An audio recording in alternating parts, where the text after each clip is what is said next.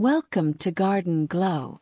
If you're dreaming of growing more in less space, this DIY vertical planter guide is exactly what you need. Whether you live in an apartment or have a tiny backyard, vertical planters can transform any small space into a blooming paradise. Let's get started. First, choose your frame. Old wooden pallets, plastic bottles, or a hanging shoe organizer. Yes, even that can become a vertical garden. Choose something that fits your space and can hold soil and drainage. Second, prepare your containers. If using bottles or pots, poke small holes at the bottom for drainage.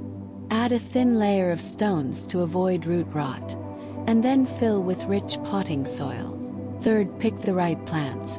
Go for compact herbs, succulents, or shallow root veggies like lettuce, mint, spinach, or strawberries. These thrive vertically and look lush too. Fourth, mount your planter securely. Use strong hooks, zip ties, or wall brackets depending on your wall or fence. Make sure it's getting enough sunlight for your chosen plants. Finally, water smartly. Start watering from the top and let gravity do the rest.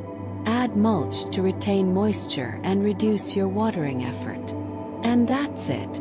You've created a space-saving, eye-catching, and eco-friendly vertical planter all by yourself, ready to turn your wall into a living garden.